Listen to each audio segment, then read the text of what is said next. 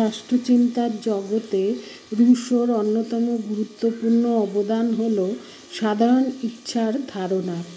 রুশোর মতে প্রকৃতির রাজ্যে জনগণ চুক্তি করে তাদের ক্ষমতা এমন এক কর্তৃত্বের হাতে অর্পণ করেছিল যাকে তিনি সাধারণ ইচ্ছা বা জেনারেল উইল নামে আখ্যায়িত করেছেন। সাধারণ ইচ্ছা বলতে তিনি সমাজের সকলের ইচ্ছাকে বা সংখ্যাগরিষ্ঠের ইচ্ছাকে বোঝাননি।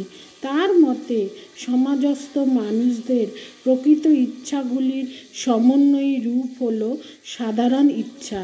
ওই ইচ্ছা অভিন্ন ব্যক্তি স্বার্থের সমন্বয়। তার মতে রাজনৈতিকভাবে সংগঠিত সমাজ বা সাধারণ ইচ্ছাই হল সার্বভৌম।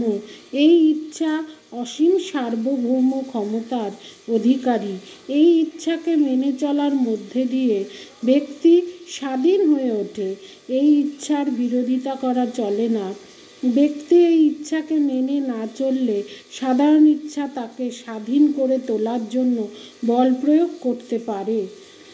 রুশোর এই ধারণা ফরাসি বিপ্লবে বিপ্লবীদের অনুপ্রাণিত করেছিল, যার দ্বারা বিপ্লবীরা বিপ্লব সম্পন্ন করতে পেরেছিল এবং ফরাসি দেশের পুরাতন রাজতান্ত্রিক আদর্শকে ভাঙতে পেরেছিল।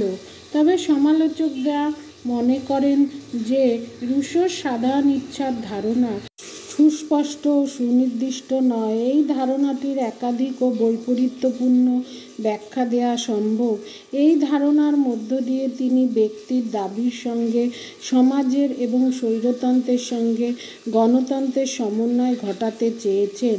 তার এই প্রচেষ্টা কতদূর সফল হয়েছে সেই বিষয়ে বিতর্কের অবকাশ রয়েছে, কেননা এই ধারণার মধ্যে গণসার্বভৌমিকতা ও সর্বগ্রাসী রাষ্ট্রতত্ত্ব উভয়ের বীজ লুকিয়ে রয়েছে। তার সামাজিক চুক্তি মতবাদ গ্রন্থে আমরা তার এই ধারণার ইঙ্গিত পাই।